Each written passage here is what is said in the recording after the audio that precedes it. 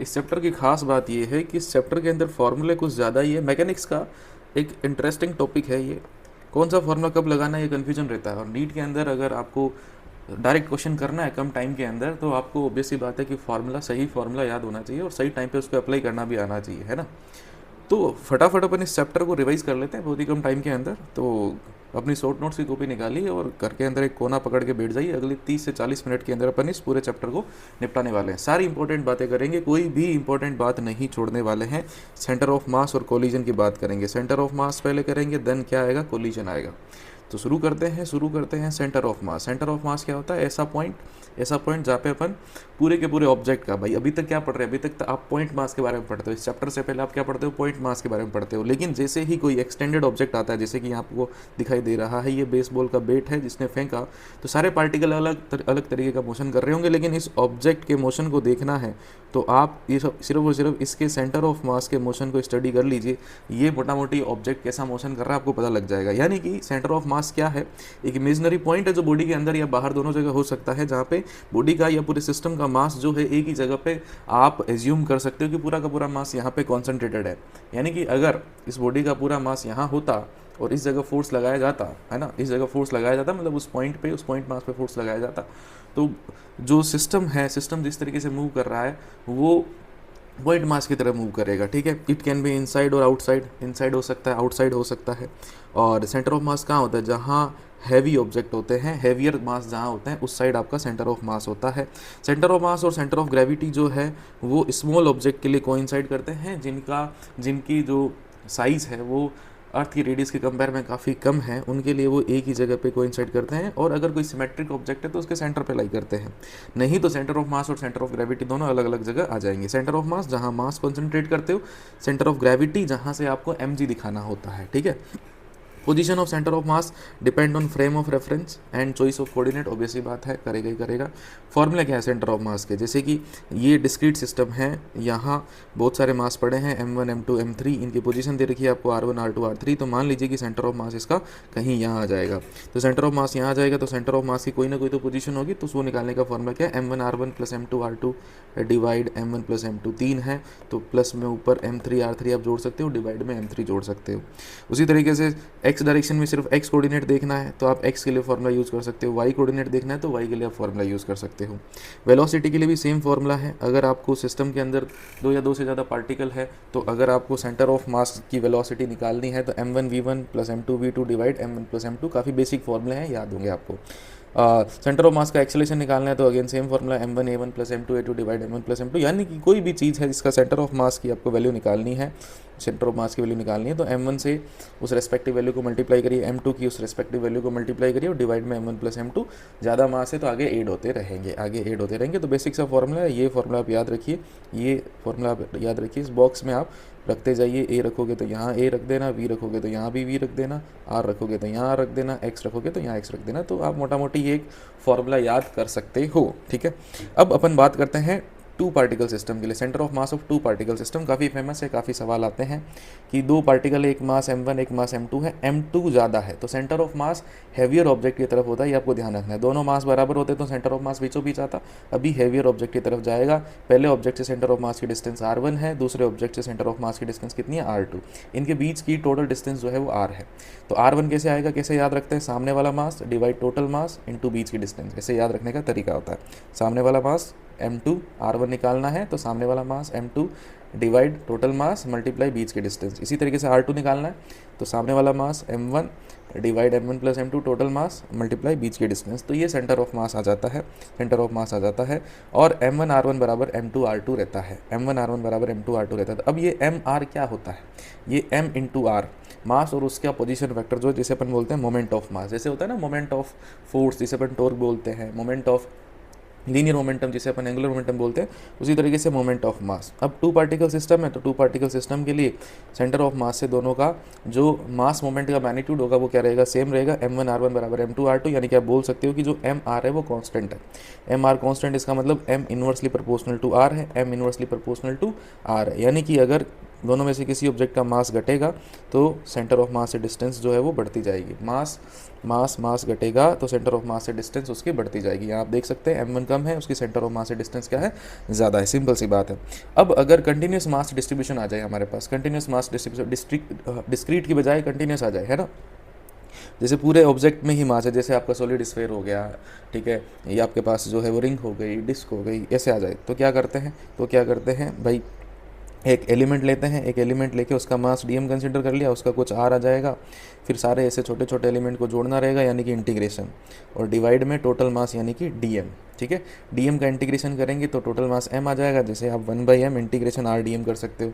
अब सिर्फ x coordinate चाहिए तो इंटीग्रेशन डीएम डिवाइड में यानी कि total mass, integration x DM ऊपर, इंटीग्रेशन वाई डीएम ऊपर, जेड चाहिए तो, और सेंटर ऑफ मास का जेड कोऑर्डिनेट चाहिए तो integration Z D M, Y coordinate चाहिए तो integration Y D M upon divide में इंटीग्रेशन डी एम का मतलब है टोटल मास, ठीक है। ये जब आप थ्योरी क्लास करते हो तो पूरा आपको इस पे 1-2 डेरिवेशन भी करा दिए जाते हैं। ये फॉर्मूले हैं, इनको दिमाग में रखना है। नेक्स्ट है हमारे पास कुछ स्टैंडर्ड ऑब्जेक्ट जिनके सेंटर ऑफ मास अपने को याद होने चाहिए। डायरेक्ट क्वेश्चन आता है, जैसे अगर आप रिंग की बात करोगे, सेमी सर्कुलर रिंग, भाई वो ऑब्जेक्ट जो होते हैं जो सिमेट्रिकल है उनके लिए तो सेंटर पे होता है, उनके लिए तो डिस्कस करने की ज़रूरत नहीं है। जैसे रिंग हो गया या फिर डिस्क हो गया या फिर एक स्फेयर हो गया, इनके लिए तो सेंटर पे होते हैं। लेकिन यहाँ जिनके लिए सेंटर पे नहीं होते हैं, उनके ज्योमेट्रिक सेंटर पे नहीं होते, उनकी अपन बात कर रहे हैं। तो ये क्या है, सेमी सर्कुलर रिंग है। सेमी सर्कुलर रिंग जिसकी रेडियस आर है तो उसका सेंटर ऑफ मास जो है वो इसके सेंटर से ऊपर की तरफ कितना 2r/π डिस्टेंस पे होता है। इसी तरीके से सेमी सर्कुलर डिस्क है तो कहाँ होता है 4r/3π पे होता है। होलो हेमीस्फेयर है, खोखला गोला हो गया है ना, खोखला है तो r/2 पे होता है। सॉलिड है, अगर यही सॉलिड बन जाए तो कहाँ होता है 3r/8 पे होता है। और अगर ये आपके पास होलो कोन आ जाए तो h/3 पे, सॉलिड कोन आ जाए तो h/4 पे। सॉलिड है ना तो यहाँ नीचे मास ज़्यादा होगा तो सेंटर ऑफ मास थोड़ा नीचे की तरफ शिफ्ट हो जाता है एज कम्पेयर टू होलो कोन। अब ये रिंग के आर्क ऑफ रिंग और सेक्टर ऑफ डिस्क के भी फॉर्मूले अपने को याद होने चाहिए। जैसे जनरली लोग थीटा की टर्म में याद करते हैं, पूरा थीटा मान लेते हैं तो थीटा/2 हो जाएगा। अभी अपन ने क्या किया, इंडिविजुअली इनको अलग अलग थीटा मान लिया तो टोटल एंगल 2θ0 हो जाएगा। उस केस में सेंटर ऑफ मास कहीं यहाँ लाई करेगा तो उसकी वैल्यू कितनी आ जाएगी, r sin theta divide theta. अगर आप इस पूरे को थीटा मानोगे तो ये फॉर्मूला बन जाएगा r sin θ/2 डिवाइड θ/2। आप अपने शॉर्ट नोट्स बनाओ तो अगर आप θ/2 में कंफर्टेबल है तो वैसे भी याद रख सकते हैं, कोई दिक्कत वाली बात नहीं है। उसी तरीके से अगर डिस्क की बात करेंगे तो 2r/3, ये फिर से थीटा अलग हो गया तो साइन थीटा डिवाइड थीटा आ जाएगा। θ/2 में याद करना चाहो तो θ/2 हो जाएगा, कोई दिक्कत वाली बात नहीं। इनको आप वेरीफाई भी कर सकते हो, जैसे कि देखो ये सेमी सर्कुलर रिंग है, इस फॉर्मूले के हिसाब से थीटा 90 हो जाएगा, या आप 90 रख दीजिए। लेकिन मेक श्योर कि जब आप यहाँ थीटा की वैल्यू रखेंगे, यहाँ थीटा की वैल्यू रखेंगे तो आप ये थीटा की वैल्यू किस में रखोगे, रेडियन में रखोगे। साइन के अंदर तो आप डिग्री में रखो, रेडियन में रखो, फ़र्क नहीं पड़ता है, वैल्यू आएगी उसकी तो। लेकिन यहाँ फ़र्क पड़ेगा, यहाँ आपको वैल्यू किस में रखनी है बेटा, रेडियन में रखनी है, डिग्री में मत रख देना, डिग्री में गलत हो जाएगा। जैसे ये आया आपको रिंग का इतना सा पार्ट आया, क्वार्टर सर्कल आया, अगर आपको ये करना है ना तो ये जो आपको थीटा है बेटा, थीटा कितना लिखना पड़ेगा आपको, थीटा लिखना पड़ेगा π/2, ठीक बात। नेक्स्ट, अगर इनमें से कुछ चीज़ों को आप कंबाइन कर दो तो उसका सेंटर ऑफ मास कैसे निकालते हैं। जैसे अपन ने क्या किया, एक स्क्वायर है जिसकी साइड 2r है तो इसका सेंटर ऑफ मास इसके ज्योमेट्रिकल सेंटर पे आ जाएगा। ये क्या है, एक डिस्क है, सेमी सर्कुलर डिस्क, तो इसका कहाँ जाएगा 4r/3π। अभी देखो पढ़ क्या है, डिस्क का कहाँ जाएगा, सेमी सर्कुलर डिस्क का 4r/3π। तो इनके जो भी मास है, अभी इनका क्या है, आपको सरफेस एरिया की जो डेंसिटी है वो आपको सेम दे रखी है तो आप इनका मास निकाल सकते हो एरिया से मल्टीप्लाई करके। सारा का सारा मास इसका यहाँ बैठ जाएगा, इसका यहाँ बैठ जाएगा। तो सेंटर ऑफ मास की डिस्टेंस अगर आपको निकालनी है, तो ये देखो पहले का मास m1 यहाँ बैठा दिया, दूसरे का यहाँ बैठा दिया। अब यहीं से डिस्टेंस निकालनी है तो r1 तो क्या हो जाएगा 0 हो जाएगा, और r2 कितना हो जाएगा, ये देखो डिस्टेंस r और ये 4r/3 उसके अंदर जुड़ेगा, ठीक है। ये देखो r और ये 4r/3 इसके अंदर जुड़ गया। और सिग्मा की बात करोगे, सिग्मा क्या होता है, मास अपॉन एरिया, तो मास क्या हो जाएगा सिग्मा इंटू एरिया। सिग्मा मान लो इनका क्या, सरफेस मास डेंसिटी सिग्मा मान लिया गया। तो m1 की जरूरत नहीं पड़ेगी क्योंकि m1 मल्टीप्लाई r1 क्या आ जाएगा 0 आ जाएगा। इसी पॉइंट से अपन डिस्टेंस निकाल रहे हैं वो 0। m2 की जरूरत पड़ेगी, m2 यानी कि सिग्मा इसका एरिया, ये एरिया तो सर्कल का आधा एरिया, सर्कल का पूरा एरिया πr², तो उसका आधा एरिया सिग्मा इंटू πr²/2। आगे ये जो भी डिस्टेंस है वो आ गई, ठीक है। और डिवाइड में m1 प्लस m2। अब m1 यहाँ m1 कितना आ जाएगा सिग्मा इंटू इसका एरिया कितना 2r इंटू 2r कितना आ जाएगा 4r² आ जाएगा। डिवाइड करेंगे, सोल्व करेंगे, ये आ जाएगा तो फाइनली कैसे डील करना है ये अपने को आना चाहिए, कैसे डील करना है ये अपने को आना चाहिए। आगे बढ़ते हैं नेक्स्ट, ये कैविटी वाले प्रॉब्लम, कैविटी वाले प्रॉब्लम काफ़ी पूछे जाते हैं, बच्चों को इसमें दिक्कत भी होती है। तो ऐसे सवालों को आप दो तरीके से सोल्व कर सकते हो, दो अलग अलग एग्जाम्पल की हेल्प से मैं आपको समझा रहा हूँ। पहला देखो, ये क्या है, डिस्क है, बड़ी डिस्क है आर रेडियस की, जिसमें से छोटी डिस्क r/2 रेडियस की अपन ने निकाल दी।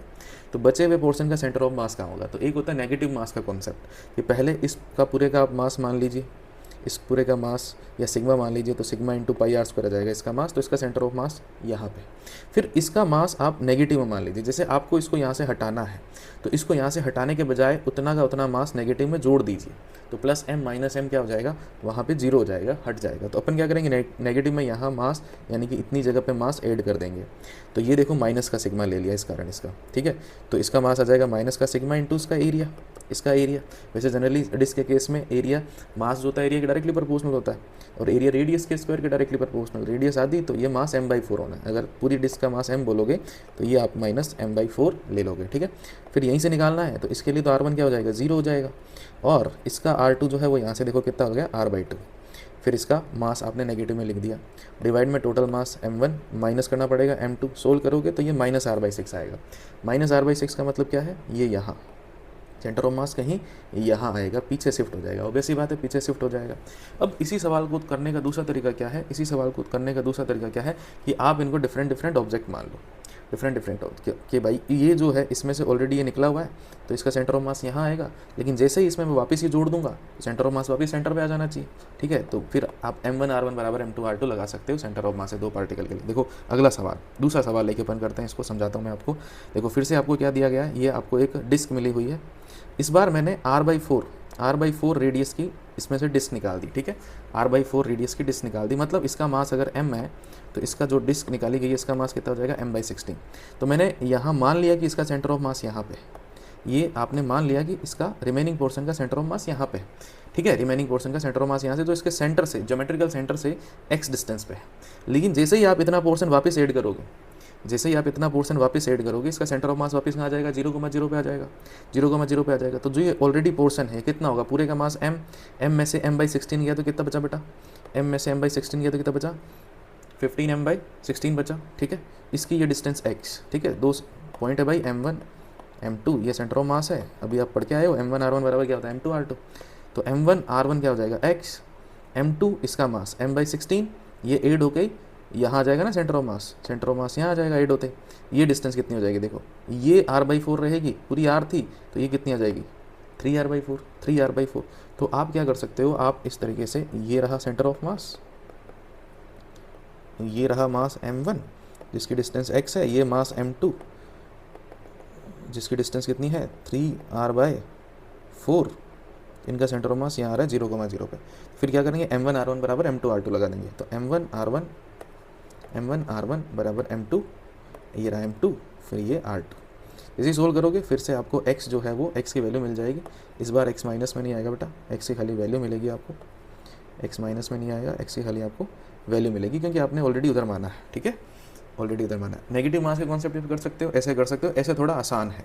मैं आपको रिकमेंड करूँगा ये वाला मेथड आप फॉलो करें। अब आप क्या करिए, वीडियो को पॉज करिए, यहाँ पे ऊपर वाला ये वाला सवाल सेम इसी मेथड से करने की कोशिश करें, देखो क्या आपका आंसर आता है क्या, ठीक है। अगर आपका आंसर आया तो कमेंट में ज़रूर बताना मेरे को कि सर आंसर आ गया है। नेक्स्ट अपने को क्या निकालना होता है, नेक्स्ट अपने को निकालना होता है shift in centre of mass. अपन क्या करते हैं कि अगर जो ऑब्जेक्ट है m1 और m2 जो ऑब्जेक्ट है उनमें से किसी एक को शिफ्ट करेंगे तो सेंटर ऑफ मास शिफ्ट हो सकता है। तो सेंटर ऑफ मास में शिफ्ट का फॉर्मूला भी क्या होता है, डेल्टा r सेंटर ऑफ मास बराबर m1 delta r1 plus m2 delta r2 divide में m1 प्लस m2, वही सेम फॉर्मूला है, उसी को डिफरेंशिएट मारोगे तो आ जाएगा, ठीक है। तो ये शिफ्ट का फॉर्मूला आता है। फिर वेलोसिटी ऑफ सेंटर ऑफ मास, ये रहा m1 v1, ये पहले भी देख चुके हैं अपन। Acceleration of centre of mass अगर आपको निकालना है, जैसे फॉर्मूला तो यही है, m1 a1 plus m2 a2 divide m1 plus m2। कुछ यहाँ स्टैंडर्ड क्वेश्चन है जो पूछे जाते हैं, रिवाइज करना जरूरी है। देखो ये m1 है, यहाँ फ्रिक्शन लेस सरफेस है, ये m2 है, ये m2 इसको नीचे लाने की कोशिश करेगा, ये आगे आएगा। इसका एक्सेलरेशन है बेटा माइनस j कैप में, इसका एक्सेलरेशन है i कैप में। एक्सेलरेशन कितना आएगा, ले जाने वाला फोर्स m2g, चलने वाला total mass m1 plus m2, तो ये आ जाएगा एक्सेलरेशन, आ गया एक्सेलरेशन। तो सेंटर ऑफ मास का चाहिए आपको, तो m1 a1 के लिए देखोगे तो ये इतना एक्सेलरेशन कहाँ है, इसका i कैप में है, तो m1 A1, M1 A1, ठीक है, M1A1 डिवाइड में वो M1 प्लस M2 आएगा, फिर M2A2, M2A2 करोगे तो M2A2 करोगे तो ये देखो M2 का स्क्वायर है, मतलब M2 दो बार आ जाएगा ना, स्क्वायर बन जाएगा G डिवाइड सॉरी A2 की जो डायरेक्शन है वो क्या आएगी माइनस की J के, तो ये देखो यहाँ माइनस लगा दिया, फिर एक फॉर्मूले में आएगा डिवाइड में M1 प्लस M2, और एक यहाँ चल रहा था एक्सेलरेशन के एक्सप्रेशन में, तो देखो डिवाइड में M1 प्लस M2 का क्या हो जाएगा, स्क्वायर हो जाएगा। आप आराम से तसल्ली से सोल्व कर सकते हो। नेक्स्ट ये केस काफ़ी पूछा जाता है, एटवुड मशीन है। एटवुड मशीन है तो इनका इंडिविजुअल सेंटर ऑफ मास तो आपको निकालना आता ही है, इंडिविजुअल सेंटर ऑफ मास निकालना है तो M2 minus M1 upon M1 plus M2 into G, यही आता है। ले जाने वाला फोर्स M2G, रोकने वाला फोर्स M1G, बराबर चलने वाला टोटल मास है ना, यही आता है। लेकिन अगर इनके सेंटर ऑफ मास का, भाई सेंटर ऑफ मास शिफ्ट हो रहा होगा, सेंटर ऑफ मास शिफ्ट हो रहा होगा तो सेंटर ऑफ मास का एक्सेलरेशन निकालना है तो ये डायरेक्ट फार्मूला आप यूज़ कर सकते हो, नहीं तो ये इस फार्मूले से, बेसिक फार्मूले से निकाल भी सकते हो। लेकिन वही है, जल्दी से आंसर निकालना है, समय बचाना है, ताकि किसी दूसरे अच्छे सवाल को अपन समय दे पाएँ। ये स्टैंडर्ड सवाल होते हैं, तो आप ये फार्मूला याद रखिए, M1 माइनस M2 का whole square, M1 minus M2 divide M1 plus M2 का होल स्क्वायर मल्टीप्लाई जी, ये सेंटर ऑफ मास का डायरेक्ट फार्मूला जो है आप यूज़ कर सकते हैं। नेक्स्ट हमारे पास है मोमेंटम कंजर्वेशन। मोमेंटम कंजर्वेशन, तो मोमेंटम कंजर्वेशन के अंदर सिंपल सी बात है कि भाई आप ऐसे देखो कि कोई भी सिस्टम है, जैसे आपने एनएलएम में भी देखा था कि कोई भी सिस्टम है, अगर सिस्टम को अगर मोशन में लाना है, उसकी स्टेट चेंज करनी है, सिस्टम यानी कि सेंटर ऑफ मास की अगर आपको वेलोसिटी चेंज करनी है तो आपको एक्सेलरेशन चाहिए। कौन सा एक्सेलरेशन? जो एक्सटर्नल फोर्स से आएगा, एक्सटर्नल फोर्स, नेट फोर्स, ठीक है। तो एक्सटर्नल फोर्स MACM होता है, और नेट सिस्टम का जो मोमेंटम होता है वो mass into velocity of centre of मास, यानी कि देखो ये यहाँ से फॉर्मूला आता है ना, P ऑफ सिस्टम या P नेट बराबर MVCM। यहीं से आप बोल सकते हो कि किसी भी पूरे सिस्टम का मोशन अगर आपको देखना है तो सिर्फ सेंटर ऑफ मास के मोशन को देख लीजिए, आपको पूरे सिस्टम का मोशन पता लग जाएगा। अब अगर आप P को देखोगे तो P बराबर क्या है, dF/dt होता है। P बराबर ये नहीं ये यहाँ में स्प्रिंट है, F बराबर क्या होता है, dP/dt होता है। F बराबर क्या होता है बेटा, dP/dt होता है, ठीक है। अब अगर F नेट नहीं है, F नेट नहीं है, इसका मतलब P कांस्टेंट रहेगा, नेट P कांस्टेंट रहेगा। P कांस्टेंट रहने का मतलब जो V है वो कांस्टेंट रहेगा। अगर F बराबर 0 है तो सिस्टम का मोमेंटम, लीनियर मोमेंटम कांस्टेंट रहेगा, लीनियर मोमेंटम कांस्टेंट रहेगा तो VCM कांस्टेंट रहेगा, VCM कांस्टेंट रहेगा। इसके दो आप लॉजिक निकाल सकते हो कि पहले से, या तो सिस्टम पहले से रेस्ट पर है, पहले से सिस्टम रेस्ट पर है तो सेंटर ऑफ मास की वेलोसिटी 0 आएगी, तो बाद में भी वेलोसिटी 0 रहेगी। सिस्टम रेस्ट पर है तो बाद में भी सेंटर ऑफ मास 0 रहेगा। हाँ, पार्टिकल जरूर मूव कर सकते हैं, जैसे कि ये M1 है, ये M2 रेस्ट से छोड़ा, सेंटर ऑफ मास रेस्ट पे है, फिर ये म्यूचुअल अट्रैक्शन के कारण आगे आ सकते हैं, लेकिन सेंटर ऑफ मास नहीं हिलेगा, सेंटर ऑफ मास नहीं हिलेगा, पार्टिकल हिल सकते हैं। काइनेटिक एनर्जी आ सकती है, एक्सटर्नल फोर्स नहीं है उसके बावजूद काइनेटिक एनर्जी आ सकती है, लेकिन मोमेंटम नहीं आएगा। और अगर VCM 0 नहीं है, यानी कि सिस्टम पहले से चल रहा है, मान लो 10 मीटर पर सेकंड आई कैप से चल रहा है, तो बाद में भी वो उसी वेलोसिटी से चलता रहेगा, ठीक है। नेट फोर्स 0 का मतलब ये नहीं होता कि सिस्टम रेस्ट पर रहेगा, सिस्टम की जो स्टेट है वो मेंटेन करेगा। तो दो केस बनेंगे, वेलोसिटी 0 भी हो सकती है, नॉन 0 भी हो सकती है। तो ये देखो, ये बात मैंने बोली कि F एक्सटर्नल अगर 0 है तो मोमेंटम ऑफ सिस्टम जो है वो कंजर्व रहेगा, लेकिन काइनेटिक एनर्जी चेंज हो सकती है, काइनेटिक एनर्जी कंजर्व नहीं रहेगी। उसका एग्जांपल मैंने आपको दिया, ठीक है। Internal force change kinetic energy but cannot change momentum, cannot change momentum, cannot change momentum. देखिए एक एग्जांपल दिया हुआ है कि ये M मास V वेलोसिटी से आगे जा रहा था, दो टुकड़ों में टूट जाता है, एक मास M/3, दूसरा मास 2M/3, ये रेस्ट पर आ जाता है, ये रेस्ट पर आ जाता है। अब टूटना, एक्सप्लोजन इंटरनल फोर्स के कारण होता है, कोई एक्सटर्नल फोर्स नहीं लगा, किसी ने जाके उसको तोड़ा नहीं, तो ये इंटरनल फोर्स के कारण होता है। तो यहाँ फिर ये आगे U वेलोसिटी जाएगा, मास कम हो गया, इसका मोमेंटम 0, सिस्टम का मोमेंटम रहना चाहिए। सिस्टम का मोमेंटम कितना है, फाइनल मोमेंटम, इनिशियल मोमेंटम आप देखोगे तो M/V है। इनिशियल मोमेंटम अगर आप देखोगे, इनिशियल मोमेंटम देखोगे तो M/V, और फाइनल मोमेंटम जब आप देखोगे तो कितना आएगा, 2M/3 मल्टीप्लाई U आएगा, 2M/3 मल्टीप्लाई U आएगा।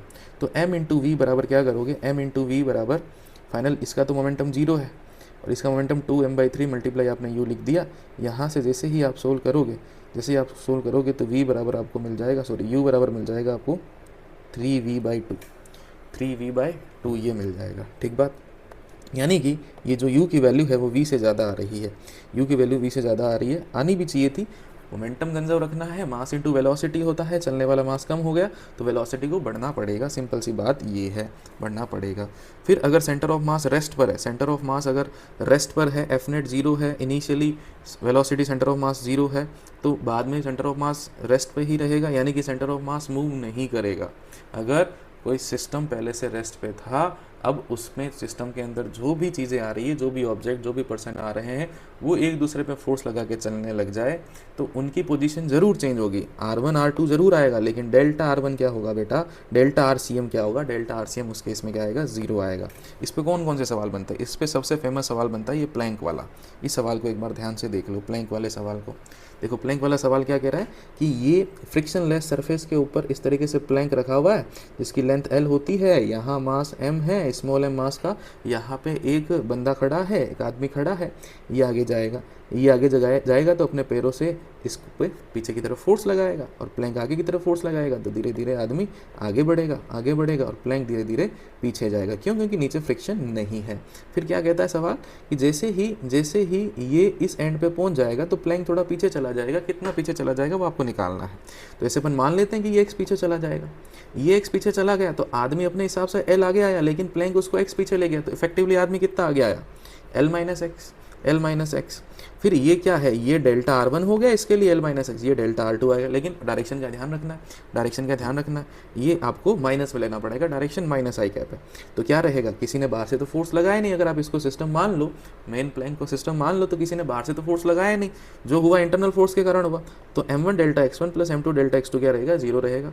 तो M1 यानी कि ये पर्सन, डेल्टा x1 इसका L माइनस एक्स, पुरानी पोजीशन से जितना आगे आया, प्लस M प्लैंक का, ये पीछे गया इसलिए माइनस एक्स बराबर जीरो। जैसे इसको सोल्व करते हैं x बराबर ये आ जाता है M into L divide capital M plus small m। अब इसके ऊपर आप दो आदमी भी कभी कभी खड़े कर देते हैं, तीन आदमी भी कभी खड़े कर देते हैं, वो क्वेश्चन भी आपको प्रैक्टिस करना है, लेकिन एक बेसिक कॉन्सेप्ट का रोड मैप हमारे दिमाग में होना चाहिए। करना क्या है, M1 delta x1, M2 delta x2, M3 delta x3, ये सब जीरो करना रहता है। ठीक है जी। नेक्स्ट ये वाला सवाल आता है जिसके अंदर ये पर्सन इस ट्रॉली से कूदता है। अब अगर इसकी वेलोसिटी ग्राउंड फ्रेम में दे देते हैं तो कोई बात नहीं, लेकिन जब ये कूदता है तो इसकी वेलोसिटी, ये स्टैंडर्ड सवाल है, इसकी वेलोसिटी जो है आपको इस ट्रॉली के रेस्पेक्ट में देते हैं। क्यों? क्योंकि ये कूदेगा तो ये ट्रॉली पीछे जाएगी। अब जब ये कूदेगा तो इनको जब आप सिस्टम मान लोगे तो इन्होंने आपस में एक दूसरे पे फोर्स लगाया, कोई बाहर से फोर्स तो लग नहीं रहा है, आपस में फोर्स लगाया, तो ट्रॉली पीछे जाएगी, ये आदमी आगे गया। देखो ये आदमी आगे गया, क्वेश्चन कह रहा है कि आदमी की वेलोसिटी u है ट्रॉली के रेस्पेक्ट में। हमने क्या किया, ग्राउंड के फ्रेम में उसकी वेलोसिटी मान ली u1, ट्रॉली की वेलोसिटी मान ली v। अब ट्रॉली के फ्रेम में जब आप उसकी वेलोसिटी निकालने जाओगे, जो कि u दे रखी है, तो velocity of boy with respect to trolley, तो velocity of boy minus velocity of trolley, तो velocity of boy with respect to trolley क्या दे रखी है, u, ये रही देखो क्वेश्चन के अंदर, ये क्या है u1। फिर माइनस यहाँ जब लिखोगे तो आपको इसको लिखना पड़ेगा v माइनस का आई कैप या माइनस v, तो माइनस माइनस क्या हो जाएगा, प्लस हो जाएगा। तो यहाँ से आपको u1 निकालना है, तो u1 आ जाएगा u माइनस v, u1 आ जाएगा u माइनस v आ जाएगा। ये ग्राउंड फ्रेम में आ गई। क्यों? क्योंकि अपन ग्राउंड से देख रहे हैं, तो अपन क्या करने वाले हैं, इसके अंदर मोमेंटम कंजर्व करने वाले हैं। इनिशियल मोमेंटम जीरो था तो फाइनल मोमेंटम भी क्या रहना चाहिए, जीरो। फाइनली इसको मोमेंटम मिला आगे की तरफ, इसको मोमेंटम मिला पीछे की तरफ, जैसे रिकॉइल ऑफ गन होता है ना, सेम उसी टाइप का एग्जांपल है। तो आगे की तरफ इसकी ग्राउंड फ्रेम में वेलोसिटी निकालना जरूरी है। यहीं पे बच्चे क्या करते हैं, सीधा mu कर देते हैं। वो u वेलोसिटी किसके रेस्पेक्ट में, ट्रॉली के रेस्पेक्ट में है, तो ग्राउंड फ्रेम में वेलोसिटी आएगी u माइनस v। अब क्या करना है, कुछ नहीं करना, m1 या स्मॉल m इंटू u1 बराबर capital M into v, small m into u1 that is u minus v equals to mv। जैसे इसको सोल्व करेंगे, ये भी देखो, तुम ध्यान से देखो, ये दोनों आंसरों को ध्यान से देखो, सेम से लग रहे हैं, ठीक है। लेकिन ध्यान रखना, कभी कभी वो ग्राउंड फ्रेम में दे देगा, ऐसे फंसाते हैं आपको, कभी कभी ग्राउंड फ्रेम में दे देगा। फिर अच्छी बराबर एक अच्छा सवाल है, दो आदमी एक इधर से कुदाएगा, एक उधर से कुदाएगा, फिर उसको सोल्व करना है, ठीक है ना। आगे बढ़ें फिर। नेक्स्ट हमारे पास है एक्सप्लोजन वाले। अब एक्सप्लोजन कैसे होता है बेटा, एक्सप्लोजन के लिए कौन जिम्मेदार है, एक्सप्लोजन के लिए इंटरनल फोर्सेस जिम्मेदार होता है, इंटरनल फोर्स के कारण होता है। तो इसके अंदर क्या होता है, एक्सप्लोजन वाले सवाल के अंदर, अगर सेंटर ऑफ मास पहले से रेस्ट पे है तो रेस्ट में रहेगा, पहले से मूव कर रहा है मूव करते करते ऑब्जेक्ट का जो एक्सप्लोजन हो गया, तो सेंटर ऑफ मास जैसे पहले मूव कर रहा था ना वैसे ही करेगा। क्यों? क्योंकि एक्सप्लोजन इंटरनल फोर्स के कारण हुआ है। सेंटर ऑफ मास के मोशन को अफेक्ट करेगा तो एक्सटर्नल फोर्स करेगा, इंटरनल फोर्स कुछ भी नहीं करेगा। तो एक्सप्लोजन हुआ, एक इधर चला गया V1, एक इधर चला गया V2, लेकिन कोई कहे सेंटर ऑफ मास कैसे जाएगा? सेंटर ऑफ मास तो जैसे पहले जा रहा था वैसे ही जाएगा, सेंटर ऑफ मास तो पहले ही जाएगा। फिर ये V1 V2 में रिलेशन निकालना होता है, तो क्या करना होता है, ये आगे तोड़ दो इसके कंपोनेंट V1 का V2 का, x डायरेक्शन में पहले मोमेंटम था, अब x डायरेक्शन का मोमेंटम बराबर कर दो। y डायरेक्शन में मोमेंटम 0 था, तो y डायरेक्शन में देखो प्लस y में इसका मोमेंटम आएगा, माइनस y में इसका मोमेंटम आएगा, उसको क्या कर दो, बराबर कर दो। ये इस इक्वेशन के दो पार्ट लिखने हैं, x में अलग लिखना है, y में अलग लिखना है, सोल्व हो जाएगा उसके बाद, सोल्व हो जाएगा उसके बाद, है ना। नेट फोर्स 0 है, सिस्टम का मोमेंटम कांस्टेंट रहेगा, velocity of centre of mass constant रहेगा। फिर प्रोजेक्टाइल मोशन, प्रोजेक्टाइल मोशन के दौरान एक्सप्लोजन होता है, ठीक है। क्या कहता है सवाल, देखो इस टाइप के सवाल आते हैं, डेटा चेंज होता रहता है, कॉन्सेप्ट समझ लेते हैं। m मास के पार्टिकल को आपने u वेलोसिटी से प्रोजेक्ट किया, कर दिया प्रोजेक्ट, ठीक है। फिर यहाँ जब वो टॉप मोस्ट पॉइंट पे होता है तो वहाँ उसके दो टुकड़े हो जाते हैं, एक टुकड़ा m/3 का, दूसरा टुकड़ा 2m/3 का। तो 2m/3 का टुकड़ा हाथों हाथ रेस्ट पे आ जाता है तो नीचे गिर जाएगा, तो m/3 के टुकड़े को फिर एक्स्ट्रा वेलोसिटी मिल जाती है जिससे वो आगे जाएगा। अब क्या होगा, जब ये यहाँ होता है तो यहाँ इसकी वेलोसिटी एक्सप्लोजन से पहले होती है u cos थीटा, पूरे कंबाइंड मास की, है ना। फिर इसकी नई वेलोसिटी हो जाएगी v1। तो फिर आपसे पूछता है वो कितनी दूर जाके गिरेगा, कितनी दूर जाके गिरेगा, कितने टाइम में गिरेगा, वो सारी चीज़ें वहाँ पूछी जाती हैं। लेकिन आप ये देखो कि इसका सेंटर ऑफ मास तो वहीं आके गिरेगा। सेंटर ऑफ मास कहाँ आके गिरना चाहता था, r पे, तो वहीं आके गिरेगा। तो ये पूछा जाता है कि ये कहाँ गिरेगा, ये कहाँ गिरेगा। तो सेंटर ऑफ मास ये रहा, ये r1 रहा, ये r2 रहा। क्या कर देंगे, m1 r1 बराबर क्या कर देंगे, m2 r2 कर देंगे। m1 r1 बराबर क्या कर देंगे, m2 r2। तो 2m/3, ये डिस्टेंस r/2 क्योंकि एकदम बीच में गिरेगा, और ये डिस्टेंस d है, निकालनी है, तो ये d निकाल लेंगे। फिर पूछता है पॉइंट ऑफ प्रोजेक्शन से दूसरा टुकड़ा कहाँ जाएगा, तो वो पूछे तो आप क्या करोगे, ये पूरा r है, r में ये d जोड़ दोगे, r में d जोड़ दोगे, और देखो ये r के बराबर आया तो आंसर आ गया 2r। इस पर्टिकुलर सवाल के लिए हमेशा ऐसा नहीं आएगा, डेटा पे डिपेंड करता है, ठीक है। फिर r का फॉर्मूला आपने लगा दिया, u² sin 2θ/g, u² sin 2θ/g। और क्या पूछा जा सकता है, और पूछा जाता है बेटा ये पेंडुलम वाला, कि ये बुलेट आती है, इसके अंदर धंस जाती है, कभी कभी इससे बाहर भी निकल जाती है, उससे कुछ नहीं होगा। क्या करना है, सबसे पहले अपने को यहाँ मोमेंटम कंजर्व कर लेना है, मोमेंटम कंजर्व करके यहाँ वेलोसिटी निकाल लेनी है। फिर यहाँ से यहाँ कर देना है एनर्जी कंजर्वेशन, यहाँ से यहाँ कर देना है एनर्जी कंजर्वेशन। फिर यहाँ circular motion, vertical circular motion को जो है वो इंक्लूड कर दिया जाता है, भाई इस वेलोसिटी और इस वेलोसिटी में कुछ रिलेशन आ जाएगा। अब अगर वर्टिकल सर्कुलर मोशन करना है तो इस वेलोसिटी को √5gl से ज़्यादा होना चाहिए, √5gl से ज़्यादा होना चाहिए। तो फिर ये u पूछता है, तो मोमेंटम कंजर्व करके इनमें रिलेशन निकाल लेंगे। देखो ये रहा रिलेशन, ठीक है, ये रिलेशन निकाल लेंगे अपन, mu बराबर capital M plus small m into v, ये रिलेशन आ गया। Full circle complete circular motion करने के लिए आपको ये वेलोसिटी चाहिए होगी, तो फिर उसके कॉरस्पॉन्डिंग u निकाल लेंगे। फिर अगर ये √2gl से कम रह जाती है तो फिर ये यहीं कहाँ रह जाएगा, यहीं कहीं रह जाएगा, यहीं रह जाएगा। तो फिर पूछता है कि कहाँ तक या कितना ऊपर जाएगा, कभी ये हाइट पूछ लेता है, कभी ये थीटा पूछ लेता है। तो यहाँ से यहाँ क्या करना है, एनर्जी कंजर्वेशन करना है। यहाँ कौन सी एनर्जी थी, काइनेटिक एनर्जी, यहाँ जाएगा तो कौन सी एनर्जी आ जाएगी, पोटेंशियल एनर्जी। फिर ये h निकालना होता है, जब ये h निकालते हो तो वेरी फेमस h की वैल्यू क्या आती है, L1 - cos थीटा। इस h की वैल्यू क्या आती है, L1 - cos थीटा, याद रखनी है, बहुत जगह काम आती है ये, तो बहुत जगह काम आती है। सर्कुलर मोशन अगर आपने ढंग से रिवाइज किया तो वहाँ भी आई होगी। फिर नेक्स्ट हमारे पास है ये स्प्रिंग ब्लॉक सिस्टम। क्या कहता है कि ये स्प्रिंग ब्लॉक सिस्टम में एक का मास m है, दूसरे का 2m है, इसको u वेलोसिटी दे दी, मैक्सिमम कंप्रेशन कितना होगा, मैक्सिमम कंप्रेशन कितना होगा। तो इसमें भी क्या होता है कि ये जब आपने इनिशियल वेलोसिटी दे दी तो ये दोनों आपस में एक दूसरे पे स्प्रिंग फोर्स लगाते हैं, जो इस पूरे सिस्टम का क्या है, इंटरनल फोर्स है। मोमेंटम कंजर्व रहेगा। तो जब दोनों की वेलोसिटी सेम हो जाएगी तब स्प्रिंग में कंप्रेशन क्या होगा, मैक्सिमम होगा। स्प्रिंग में कंप्रेशन उस टाइम पे क्या होगा, मैक्सिमम होगा, ठीक है। तो p कांस्टेंट रहेगा। तो यहाँ से आपने क्या किया, मोमेंटम कंजर्व करके यहाँ का mu, यहाँ का mv, 2mv करके वेलोसिटी निकाली u/3। फिर क्या करना है, अगर ये स्प्रिंग दबी हुई है तो इसके अंदर पोटेंशियल एनर्जी है ½ और इस टाइम पे पोटेंशियल एनर्जी मैक्सिमम है, क्यों, क्योंकि इसके अंदर कंप्रेशन मैक्सिमम है। फिर आपको करना है एनर्जी कंजर्वेशन, तो फिर ये आपका आंसर आ जाएगा। अब इसी सवाल को आपको जल्दी सोल्व करना हो तो रिड्यूस मास का कॉन्सेप्ट है। रिड्यूस मास का क्या कॉन्सेप्ट है कि आप इसको ऐसे बदल सकते हो, एक ब्लॉक के अंदर 2 ब्लॉक सिस्टम को 1 ब्लॉक सिस्टम में फिर क्या करना होता है, इसमें तो हाफ एम वी स्क्वायर बराबर हाफ के एक्स स्क्वायर होता है सीधा। लेकिन ये जो मास है वो क्या लेना पड़ेगा, फिर वो मास लेना होता है reduce mass, m1 m2 divide m1 plus m2। और वेलोसिटी कौन सी लेनी होती है, रिलेटिव वेलोसिटी। अब इस केस में रिलेटिव वेलोसिटी वही आ जाएगी, क्योंकि एक की वेलोसिटी u है दूसरे की 0 है, तो रिलेटिव वेलोसिटी वही आ जाएगी। फिर क्या करोगे कि ये मैक्सिमम कंप्रेशन कब होगा, जब ये पूरा का पूरा रुक जाएगा, यानी कि पूरी की पूरी काइनेटिक एनर्जी किस में चली जाएगी, स्प्रिंग की पोटेंशियल में चली जाएगी। तो पूरी की पूरी काइनेटिक एनर्जी यानी कि हाफ एम नहीं लेना, म्यू लेना है, हाफ म्यू वी रिलेटिव का स्क्वायर बराबर हाफ के एक्स स्क्वायर। यहाँ से सोल्व करने भी आपको सेम आंसर मिलता है, सेम आंसर मिलता है। तो ये 2 ब्लॉक सिस्टम को आप 1 ब्लॉक सिस्टम में इस तरीके से कन्वर्ट करके भी काम कर सकते हो। ठीक है, तो ये बेसिक पार्ट था किसका, सेंटर ऑफ मास का, सेंटर ऑफ मास के मोशन का। नेक्स्ट पार्ट हमारे पास है अब कोलिजन। कोलिजन मतलब दो या दो से ज़्यादा ऑब्जेक्ट एक दूसरे से इंटरेक्ट करे जब वो कांटेक्ट में आए उस टाइम पे, और एक्चुअल में कांटेक्ट में आना भी ज़रूरी नहीं है, एटॉमिक कोलिजन आपने देखा होगा। तो अगर दो या दो से ज़्यादा पार्टिकल एक दूसरे के साथ इंटरेक्शन में आते हैं और एक दूसरे पे फोर्स लगाते हैं और एक दूसरे का मोमेंटम चेंज कर देते हैं, तो इस इवेंट को अपन बोलते हैं कोलिजन। लेकिन सिस्टम का मोमेंटम इस दौरान चेंज नहीं होता है, कोलिजन के दौरान सिस्टम का जो मोमेंटम है वो कंजर्व रहता है। क्यों, जैसे सबसे बढ़िया एग्जांपल देखिए, यहाँ दो ऑब्जेक्ट है m1 और m2, u1 से आ रहा है, ये u2 से आ रहा है, u2 से जा रहा था मान लीजिए। और अगर u1 u2 से ज़्यादा है, और अगर u1 u2 से ज़्यादा है तो उस केस में क्या होगा, ये कोलाइड करेगा।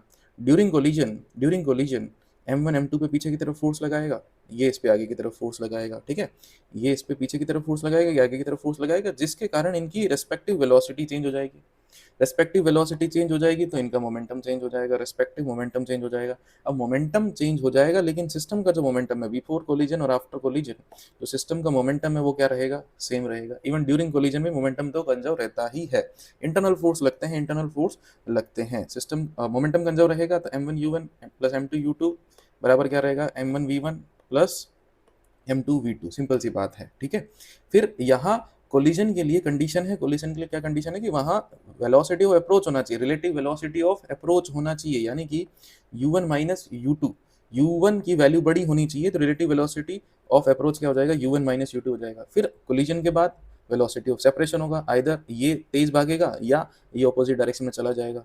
तो कुल मिला के सेपरेशन होगा कोलिजन के बाद, तो वेलोसिटी ऑफ सेपरेशन रहेगा। अगर सेम डायरेक्शन में है तो v2 minus v1, opposite direction में है तो v2 प्लस v1 हो जाएगा। ठीक है, v2 प्लस v1 हो जाएगा, यहाँ वेक्टर लगाया गया है, उसके अंदर v1 को आपको नेगेटिव लेना है।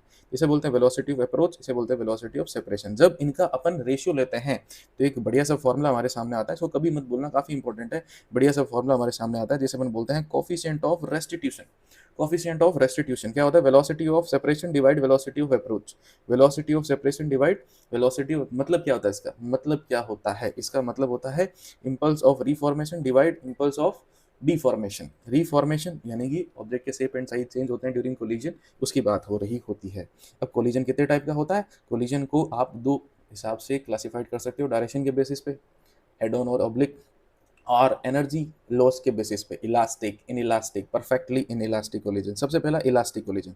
इलास्टिक कोलिजन ऐसा कोलिजन जिसमें एनर्जी लॉस नहीं होता है, ई का वैल्यू 1 होता है। Energy, kinetic energy, total kinetic energy before collision, total kinetic energy after collision क्या रहती है, सेम रहती है। फिर आफ्टर कोलिजन ये जो वी के फॉर्मूले हैं ये आप निकाल सकते हैं, ये आप याद भी कर सकते हैं। मैं इन फॉर्मूलों को डायरेक्ट याद करना रिकमेंड नहीं करता हूँ, इससे बढ़िया आप क्या करो, मोमेंटम कंजर्व करो, ई का इक्वेशन लगाओ, आपका आंसर आ जाएगा। मोमेंटम कंजर्व करो, ई का इक्वेशन लगाओ, कैसे मैं बता देता हूँ एक बार, देखो ये रहा। इस तरह की कोलिजन है, सबसे पहले इक्वेशन बनाओ मोमेंटम कंजर्वेशन की, एक इक्वेशन बन जाएगी, दूसरी इक्वेशन ई की लगाओ, एनर्जी कंजर्वेशन की भी लगा सकते हो, इससे बढ़िया आप ई की इक्वेशन लगाओ, ई क्वेश्चन में दिया हुआ होगा, ई की इक्वेशन लगाओ। इन दोनों इक्वेशन को सोल्व करके v1 v2 बड़े आराम से आ जाते हैं, डेटा होता है तब। फिर भी अगर आपको फॉर्मूला याद करना है, आप ये फॉर्मूला याद कर सकते हो, मैंने यहाँ पे फॉर्मूला लगा दिया है, फॉर्मूला यहाँ पे लगा दिया। ये v1 का फॉर्मूला है, पहले ऑब्जेक्ट का फॉर्मूला, ये v2 का फॉर्मूला है, आप याद कर सकते हैं। अगर इन इलास्टिक कोलिजन है तो काइनेटिक एनर्जी कंजर्व नहीं रहेगी before collision, after collision kinetic energy थोड़ी कम हो जाएगी। और ई का वैल्यू इसके लिए क्या आता है, इन इलास्टिक कोलिजन के लिए ई का वैल्यू 0 और 1 के बीच आता है। फिर फाइनल वेलोसिटी की फॉर्मूला आप याद कर सकते हो, ये फॉर्मूला जरूर याद करना ही करना, ये फॉर्मूला याद करना जरूरी है, ये फॉर्मूला याद करना जरूरी है कि काइनेटिक एनर्जी में लॉस कितना होगा, काइनेटिक एनर्जी में लॉस कितना होगा। तो loss in kinetic energy half mu V relative, ऐसे याद किया करो ना, हाफ म्यू यू रिलेटिव, ऐसे याद करो। म्यू क्या होता है, म्यू वही रिड्यूस मास, m1 और m2 का रिड्यूस मास, इसको ऐसे याद रखो, half mu relative into mu reduce into you relative का स्क्वायर, ब्रैकेट में 1 माइनस ई स्क्वायर, 1 माइनस क्या जाएगा ई स्क्वायर, जहाँ ई स्क्वायर है कोफिशिएंट ऑफ रेस्ट, इससे डायरेक्ट सवाल सोल्व हो जाएंगे। ये इंपॉर्टेंट है, ये जरूर याद रखना, ठीक है ना, ये जरूर याद रखना। फिर इसके बाद क्या है, इसके बाद है perfect inelastic collision. Perfect inelastic collision में दोनों ऑब्जेक्ट फाइनली अलग अलग नहीं होते हैं, इसी तरीके से चिपक के ही आगे की तरफ चलेंगे तो वेलोसिटी ऑफ सेपरेशन जीरो आता है, इस वजह से ई का वैल्यू जीरो। इसमें भी काइनेटिक एनर्जी में जो है वो लॉस होता है, इसमें भी काइनेटिक एनर्जी में लॉस होता है। अब इसमें काइनेटिक एनर्जी में लॉस सबसे ज़्यादा होता है, इसमें तो वापस थोड़ी बहुत रिकवर हो जाती है, इसमें काइनेटिक एनर्जी में लॉस ज़्यादा होता है as compare to in elastic collision, perfect in elastic पे, ठीक है। फिर फाइनल वेलोसिटी अगर आपको निकालनी है तो चिपक के चलेंगे, तो फाइनल मान लो v से चलेंगे तो m1u1 प्लस m2u2 बराबर m1 plus m2v, final velocity आपकी इस तरीके से आ जाएगी। और u रिलेटिव देखोगे तो u1 माइनस u2 आ जाएगा, u1 minus u2 u2 u1 minus u2 आएगा, ठीक है। और काइनेटिक एनर्जी में लॉस चाहिए तो वही फॉर्मूला है, half M mu U relative का स्क्वायर बस 1 माइनस ई स्क्वायर नहीं आएगा, क्यों, क्योंकि ई की वैल्यू जीरो है तो यहाँ ब्रैकेट में 1 रहेगा। ये सीधा सीधा फॉर्मूला आपके सामने आएगा, सीधा सीधा फॉर्मूला आपके सामने आएगा कि इतना काइनेटिक एनर्जी में लॉस हो जाएगा, इतना काइनेटिक एनर्जी में लॉस हो जाएगा। अब अगर इलास्टिक कोलिजन हो रहा है, इलास्टिक कोलिजन के अंदर क्या है, दो तीन स्पेशल केस है, इनको याद रखना जरूरी है। उस टाइम पे अपन सोल्व करने बैठेंगे तो समय ज़्यादा लग जाएगा, तो इनको दिमाग में रखिए। सिंपल सिंपल पहला देखो, इसमें क्या है, कभी कभी बहुत हैवी ऑब्जेक्ट जैसे ट्रक हो गया, ट्रक की कोलिजन कराई जाती है स्मॉल बॉल के साथ, है ना, स्मॉल बॉल के साथ। तो उस केस में क्या होगा, पीछे से ट्रक आ रहा था, बहुत भारी होता, इससे टकराएगा, इससे टकराएगा, फिर इसकी वेलोसिटी चेंज हो जाएगी स्मॉल ऑब्जेक्ट की। तो इसमें अपन क्या मानते हैं, इसमें मानते हैं कि जो हैवी ऑब्जेक्ट है, जो बहुत हैवी ऑब्जेक्ट है, वेरी हैवी ऑब्जेक्ट है, उसकी वेलोसिटी लगभग लगभग वही रहेगी, यानी कि जो v1 है इसकी वैल्यू u1 के बराबर ही रहेगी। फिर v2 की वैल्यू निकालनी है तो v2 की वैल्यू इस केस में जाएगी 2u1 minus u2, 2u1 minus u2। Sir कैसे आया, कैसे आया, देखो बेटा, e की इक्वेशन से आप बड़े आराम से निकाल सकते हो, v2 minus v1 divide u1 minus u2, ठीक है। इलास्टिक कोलिजन है, e की वैल्यू 1, e की वैल्यू 1, और इसकी जगह क्या यूज़ करना है, वापस u1 यूज़ करना है, आ जाएगा, बड़े आराम से आ जाएगा। लेकिन अगर आप डायरेक्ट याद रख सकते हो, याद रखिए। फिर अगर ये सर ऑपोजिट डायरेक्शन में आ रहा हो, जैसे ट्रक आगे की तरफ आ रहा है, दूसरा ऑब्जेक्ट ऑपोजिट डायरेक्शन में आ रहा है, ये क्या सेम डायरेक्शन में, ये ट्रक पीछे जाके इसको टक्कर मारेगा, इसमें क्या है ऑपोजिट डायरेक्शन में आ रहा है, तो भी ये हल्का है, काफ़ी हल्का है, तो ये वापस पीछे ही जाएगा। और ये बहुत भारी ऑब्जेक्ट की वेलोसिटी लगभग लगभग वापस वही रहेगी, सेम रहेगी, v1 ही रहने वाली है, इसमें भी यही रहेगा। बस फर्क क्या आएगा, यहाँ इस v2 में फर्क आएगा, इस v2 में यहाँ माइनस आ रहा था, यहाँ माइनस आ रहा था, यहाँ क्या आ जाएगा, प्लस आ जाएगा। ये भी आप कर सकते हो, कैसे, e बराबर क्या करोगे, v2 minus v1 divide u1 minus u2। अब माइनस नहीं होगा, वो क्या हो जाएगा, प्लस का u2 हो जाएगा, प्लस का u2 हो जाएगा। फिर इसको हटा के वापस का लिख देना, u1 लिख देना, e की वैल्यू 1 है, इसको आप इधर भेजिए, u1 उधर जाके जुड़ जाएगा तो ऐड हो जाएगा, ऐड हो जाएगा, ठीक है। डायरेक्ट ऐसे ही आप याद रख सकते हैं। अब दो ऑब्जेक्ट, अगर सेम मास के दो ऑब्जेक्ट इलास्टिक कोलिजन कर रहे हैं तो वेलोसिटी इंटरचेंज हो जाती है, वेलोसिटी इंटरचेंज हो जाती है। इसकी वेलोसिटी u1 है, इसकी वेलोसिटी u1 है, इसकी वेलोसिटी अगर u2 है, तो आफ्टर कोलिजन पहले वाले की वेलोसिटी v1 है, इसकी v2 है, तो इंटरचेंज हो जाएगी, यानी कि जो v1 की वैल्यू है, जो v1 की वैल्यू है वो तो बन जाएगी u2, और जो v2 की वैल्यू वो क्या बन जाएगी, u1 बन जाएगी, वो क्या बन जाएगी, u1 बन जाएगी, ठीक बात। इंटरचेंज हो जाएगी वेलोसिटी डायरेक्शन के साथ, ऑपोजिट डायरेक्शन में भी फॉर्मूला वैलिड रहेगा। फिर ये फॉर्मूले, इसको बच्चे इग्नोर करते हैं, काफ़ी इंपॉर्टेंट है, आपको यहाँ ध्यान देने की ज़रूरत है। ट्रांसफर ऑफ काइनेटिक एनर्जी पूछा जाता है ज़्यादातर, सवाल जो है वो एक मास दूसरे मास का 2 गुना 4 गुना ऐसे दिया जाता है, यानी कि n की टर्म अपन सोल्व कर लेते हैं। और इसमें क्या है, एक मास को ऐसे रेस्ट पर रखा जाता है, एक मास को रेस्ट पर रखा जाता है, तो ये रेस्ट पर है, ये जाके से टक्कर करेगा तो वेलोसिटी v1 v2 हो जाएगी। तो ये अपना कितना फ्रैक्शन इसने इसको दे दिया, अपना कितना फ्रैक्शन इसको दे दिया, तो पहले v1 v2 निकालना है, तो मोमेंटम कंजर्वेशन करके आप ये v1 v2 निकाल सकते हो। ये इंपॉर्टेंट है, फ्रैक्शन कितनी काइनेटिक एनर्जी ट्रांसफर कर दी, फ्रैक्शन परसेंटेज चाहिए तो इसको 100 से मल्टीप्लाई कराना। तो इस केस में देखो, मेन फॉर्मूला तो है m1 m2 की टर्म में, क्या फॉर्मूला है, 4m1 m2 divide m1 plus m2 का स्क्वायर, इतना फ्रैक्शन। लेकिन यहाँ m और n m यूज़ करोगे, m और n m यूज़ करोगे ना, तो ऊपर बन जाएगा आपका 4n, नीचे बन जाएगा n प्लस या 1 प्लस n का होल स्क्वायर, इस टाइप से बन जाएगा, ये रहा। और फिर कितनी रिटेन कर ली उसने, तो 1 में से माइनस करोगे तो पता चल जाएगा कितनी रिटेन कर ली। इसका भी जो मेन फॉर्मूला है बेटा, मेन फॉर्मूला है m1 minus m2 divide m1 plus m2 का whole square.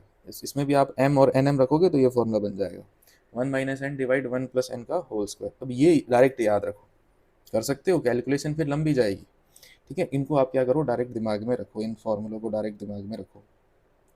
Next head on collision. Head on collision जैसे कि मैंने आपको बता दिया कि ज़्यादातर सवाल आपको इसी मेथड से करने हैं। आपको क्या कर लेना है, जैसे ये U1 से आ रहा है, ये U2 से आ रहा है ड्यूरिंग कोलिजन, ये आफ्टर कोलिजन फोटो है, मोमेंटम कंजर्व कर देना है बिफोर कोलिजन और आफ्टर कोलिजन। फिर ई की इक्वेशन लगा लेनी है। ई की इक्वेशन में ये V2 V1 U1 U2 इनकी वैल्यू रखते टाइम आपको क्या रखना है, डायरेक्शन का ध्यान रखना है। आगे की तरफ है तो प्लस, पीछे की तरफ है तो माइनस। फॉर्मूला यही रहेगा। असल में ये वेक्टर फॉर्मेट में है, हेड ऑन है तो एक ही डायरेक्शन में, तो प्लस माइनस लिख देते हैं सीधा। आप चाहो तो आई कैप जे कैप भी याद कर सकते हो इनको, मतलब इसे वेक्टर में लिख लो और आई कैप जे कैप में भी याद रख सकते हो, ठीक है।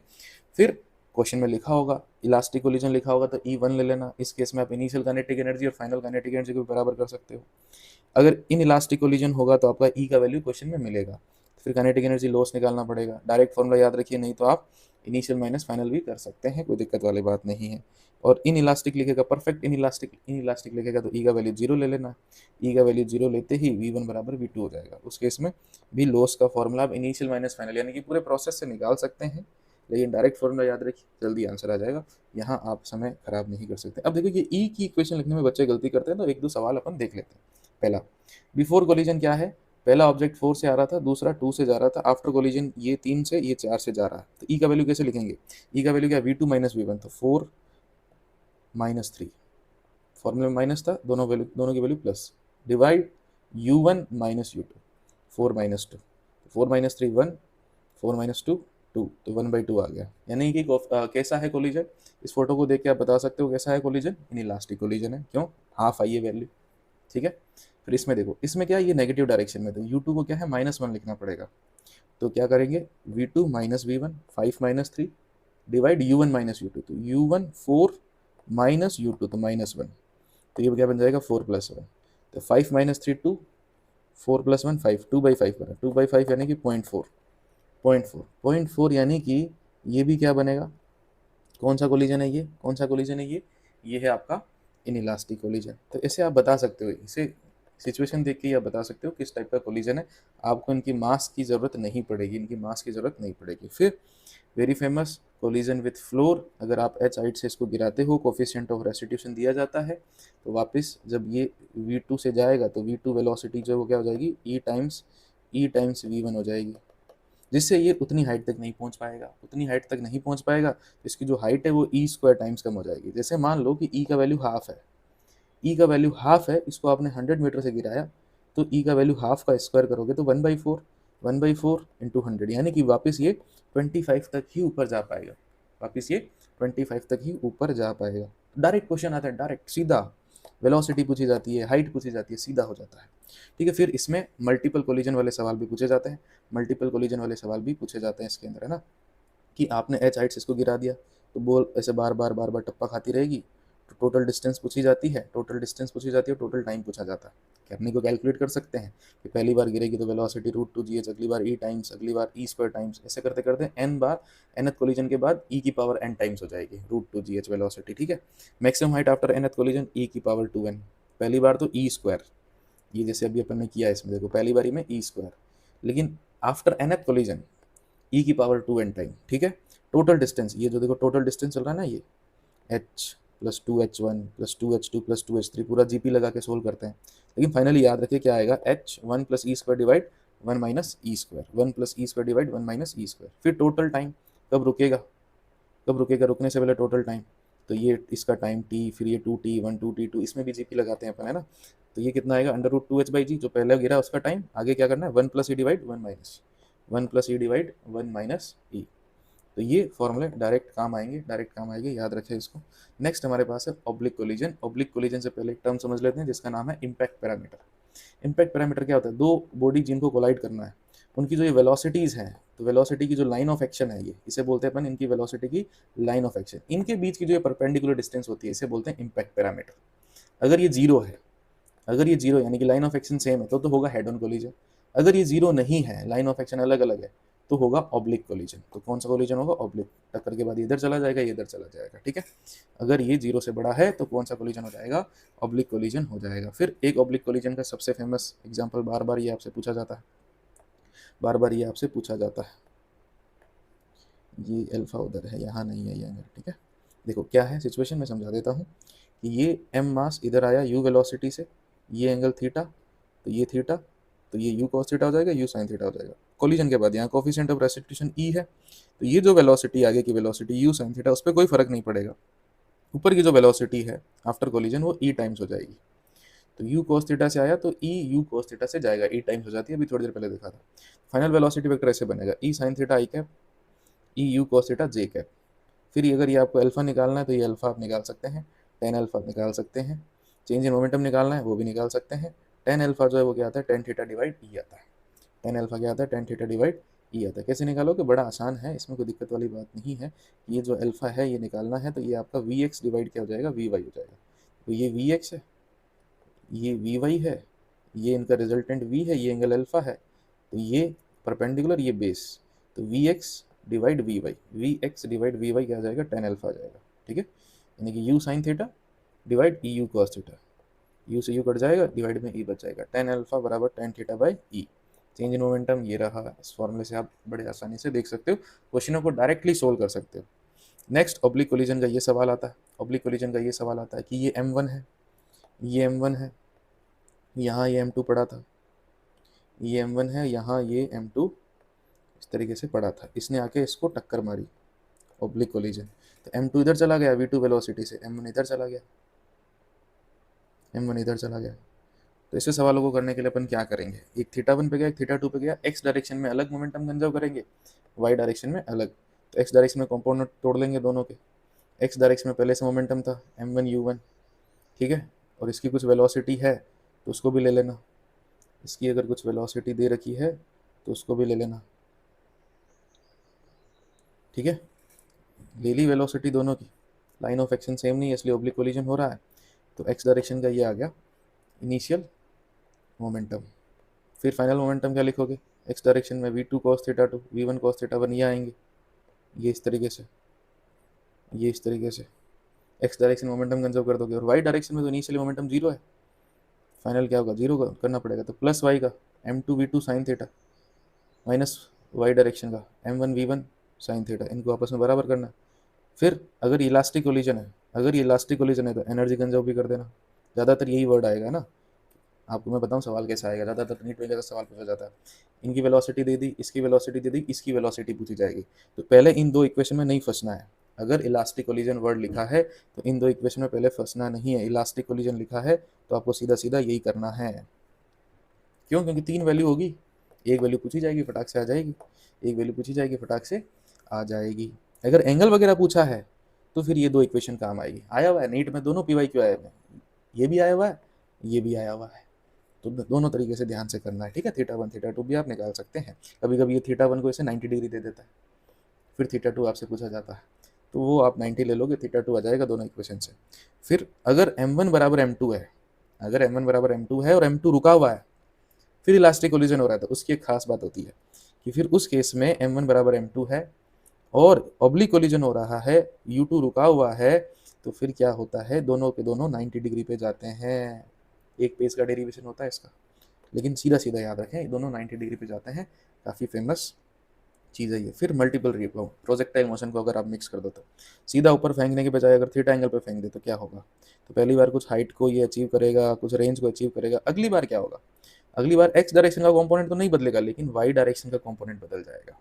क्या बदल जाएगा, वाई डायरेक्शन का। अब वाई डायरेक्शन का कंपोनेंट हाइट को कंट्रोल करता है, टाइम ऑफ फ्लाइट को कंट्रोल कर सकता है ना, करता ही है, रेंज को कंट्रोल करता है, तो सारी चीज़ें बदल जाएगी, सारी चीज़ें बदल जाएगी। पहली बार देखोगे तो रेंज कितनी आएगी, ये U square sine 2 theta by G, projectile formula H U square sine square theta upon 2g। Time of flight पहली बार क्या आएगा, 2u sine theta by G, 2u sine theta by G. फिर nth कोलिजन के बाद क्या होगा, nth collision के बाद यहाँ हर बार देखो e जुड़ रहा है, पहले कोलिजन के बाद e, दूसरे कोलिजन के बाद e स्क्वायर, ऐसे nth कोलिजन के बाद e की पावर n जुड़ जाएगा। तो e की पावर n जुड़ जाएगा तो सभी में एक एक y आता है। देखो इसमें एक y आता है, इसमें यू वाई का स्क्वायर आता है और इसमें यू वाई आता है, ठीक है ना, इसमें यू वाई आता है। तो देखो r तो है वो तो e की पावर n टाइम्स हो जाएगा, ये e की पावर n का स्क्वायर, h जो है e की पावर n का स्क्वायर, e की पावर 2n टाइम्स हो जाएगा, और ये e की पावर n टाइम्स हो जाएगा। तो इस तरीके से अपने को देखना है। तो ये जितनी भी चीज़ें थी, जितनी भी काम की चीज़ें थी, सारी की सारी मैंने इस शॉर्ट नोट्स में डाल दी है, आपको एक्सप्लेन कर दी है। आप खुद से अपने हाथ से शॉर्ट नोट्स बनाओ, आप चाहो तो इनका प्रिंट निकाल सकते हो। फिर ढेर सारे क्वेश्चन प्रैक्टिस करो बेटा, तैयारी में कोई कमी नहीं रहनी चाहिए। मेरी तरफ से आपको ऑल द वेरी बेस्ट।